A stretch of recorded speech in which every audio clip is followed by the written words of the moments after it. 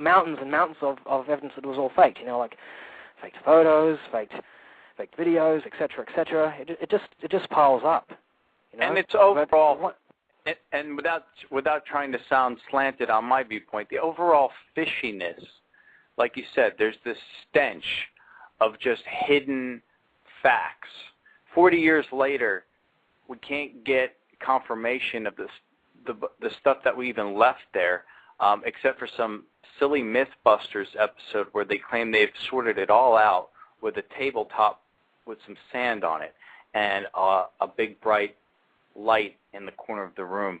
I find that unnerving, to say the least, that people are blindly willing to just accept that as case closed. It kind of reminds me of something called Roswell that won't go away, thank goodness.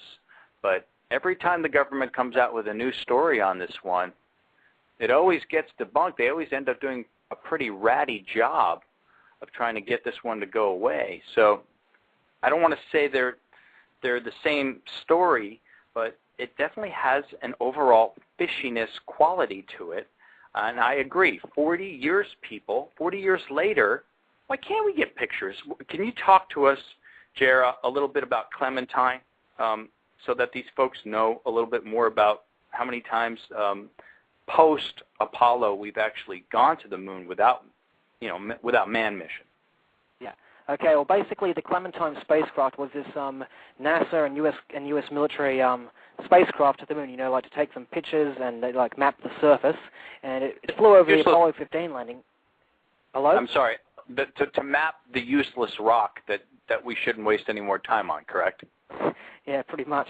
Basically, it mapped this useless rock and it photographed the Apollo 15 landing site. Now, we couldn't actually see any artifacts left there. What it showed was this dark splotch, like on the picture there. And they say, oh, this was caused by the lunar module's descent engine plumes as they spread out across the moon dust. Right? That's what they always keep claiming. But if you actually look at this picture, right, and then compare it with the pictures, you see we not only have pictures taken after the moon landings, we also have pictures taken before the moon landings, okay? We have the Lunar Orbiter spacecraft, okay? They had 5 space probes. They photographed 99% of the moon's surface. They managed to map it down to details as small as a card table, okay? Now, that was in 1967 and 1966. They mapped the moon's surface. They photographed the Apollo 15 landing site. Now, if you compare the Clementine photograph with the Lunar Orbiter photographs, you'll find that this dark splotch that they say was caused by the lunar module's plume is just a bunch of impact craters grouped together. It's just an impact crater. And again, why does it have to be this strange? It's 2009 now. Come on, people. I can have people make something. A 16-year-old kid can create a UFO video that'll shock the world tomorrow, and we can't get one solid picture of a ton of stuff we supposedly left on the moon. It just doesn't add up. And the NASA explanations are usually arrogant, very SETI-like, sophisticated, obnoxious arrogance, how anyone who would think such a thing is a moron. And that was my other question for you. How many people are involved in this movement, the moon hoax movement? And I know we had one caller call on and try to discredit Frank Rene, and I put a stop to that real quick because I'm not about discrediting. It was actually Ralph Rene, but yeah. Thank you for but how many people are involved? Well, most of the famous people are either retired or deceased. Bill Kaysing and Ralph Rene, they both passed away. Bart Sabrell, he recently retired. Okay, and David Percy, he's still active. He's in the UK. And there's also Eric Hutchmid and Aaron Rain, and they're both in the States. And then, of course, there's me. I'm probably the most active one. I've produced over 40 videos on the subject. Yeah. So where do you go from here? Where?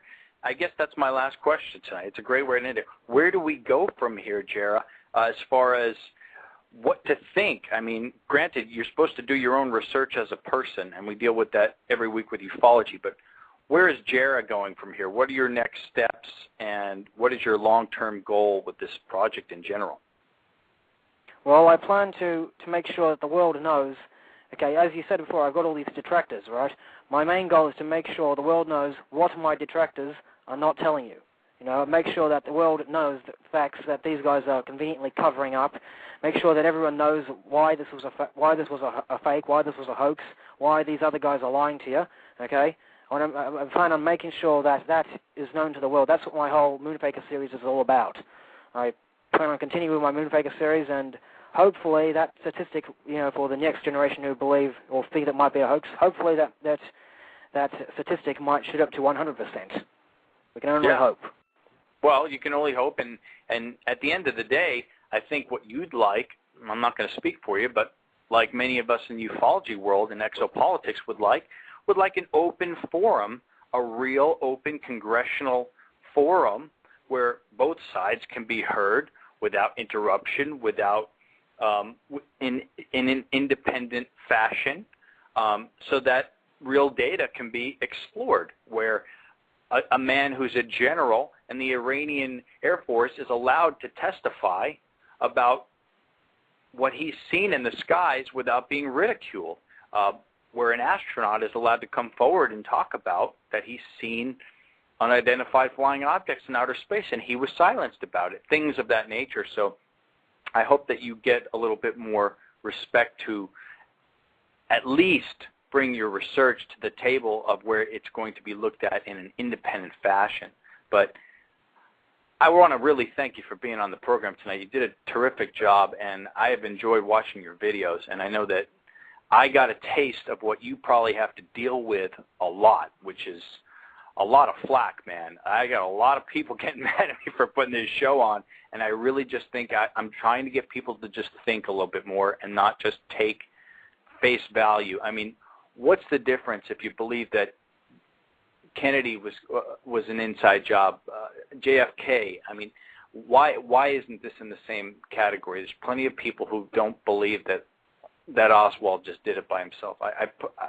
You have to believe that there's more to this story. So, Jared, I can't thank you enough for being here tonight. Do you want to give out a quick website for everybody? Well, yeah, you can go onto moonmovie.com. That's where you can buy all these DVDs about the Apollo moon missions. You can also go onto moonhoax.us. You can also go onto YouTube and you find my YouTube account where you can watch all my videos. It's White Jarrah on YouTube. Okay, it has all my Moonfaker series. You can also go onto livevideo.com and you'll find my videos that Spacecraft Films tried to suppress. After I proved the Apollo 10 mission was a hoax, they actually tried to suppress my footage, my proof of such, by flagging me with copyright infringement. Would you believe that? And I also recommend BillCasing.com. That's their website in honor of the grandfather of the whole moon hoax conspiracy movement.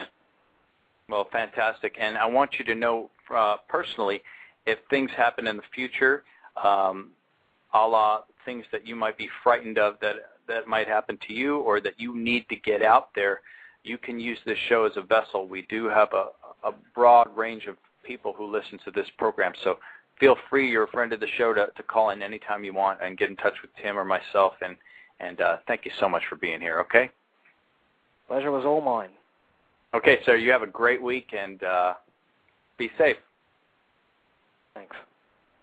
Okay, friends, Jared White, the most, I guess, the king of the lunar hoax theory. There you have it. I went at great lengths to bring him here. He doesn't go on shows all the time, and we got him. So I hope you enjoyed what he had to say. Like you said, at the end of the day, you got to make up your own mind. I do know that this topic is very tough for people, and we'll talk more about it in weeks to come. But it needed to be talked about this week, I think, because the moon is everywhere right now. Everyone's talking about this quote-unquote dead rock, which I just don't buy. I don't buy that we went there and just said, what's next? I don't know. We'll figure it out. I just don't buy it. We had plans. We had plans for the moon, and we just gave up. Zip, move on, brush it under the rug. It's very similar to so many other conspiracies where you go, wait, we have proof of how perhaps the structures in the World Trade Center towers was a controlled demolition. Nah, slip it under the rug. Moving on. Let's get back to Roger Clemens being on steroids and get him out over to Congress. Anyway, enough said. I hope you enjoyed it. It was a fantastic discussion. And now what I want to do is let's take a little breath here. I know the chat room's running at full blast still on the moon. I want to bring us into our closing comments for this evening on the moon and bring in somebody who always has a unique perspective. Of course, I'm talking about what's going on in Tim's head. Tim, of course, the president and CEO of UFOTV.com. Let's find out what's going on in Tim's head this week. Tim, are you on the line? I am indeed. Well, Tim, you know, it's been a fascinating 2 hours, and I know that you were out there somewhere listening, and I just want to say the floor is yours, sir. What's going on in your head this week? Well, imagine in August 1969, 500,000 people gathered at the Woodstock Music Festival. The largest anti-war demonstration in American history was held. The Manson family murdered 7 total strangers, and the United States had just landed a man on the moon. As rumor has it, a funny thing happened on the way to the opera with respect to landing a man on the moon. Nixon was the U.S. president, and according to witnesses, his administration was up in arms about the fact that television technology of the day would make receiving a television broadcast signal from the moon an uncertain engineering challenge, and they wanted to beat the Russians and hedge their bet in respect to showing live on television an American landing on the moon. To shine more light on the facts of this story, a documentary film a few years ago was seen on French television and featured Henry Kissinger, Alexander Haig, and Donald Rumsfeld, who at the time were part of President Nixon's inner circle of mythmakers. They were joined by Christine Kubrick, wife of Stanley Kubrick, and gave on-camera testimony at length about the Nixon White House secretly commissioning Stanley Kubrick after he produced the movie 2001: A Space Odyssey to produce, under tight security, interstitial simulated film footage and still photography of NASA astronauts on the moon. To imagine that this really happened, I have to keep in mind that the CIA controls security for this alleged civilian science project. Press releases and film footage could have been tampered with and filtered to the public, however unlikely this may seem to some. Who knows if or when it happened, but eventually some of this alleged fake moon film footage may have made its way into our historical archives. It seems reasonable from public interest, the preponderance of evidence, and Hollywood propaganda that something was going on in the early days of NASA, and has over the years come back to haunt the memory of NASA's great historical achievements. Perhaps it can be summed up in only 2 words: moon madness. For me, I believe we went to the moon, and the other things, as President Kennedy so aptly inferred.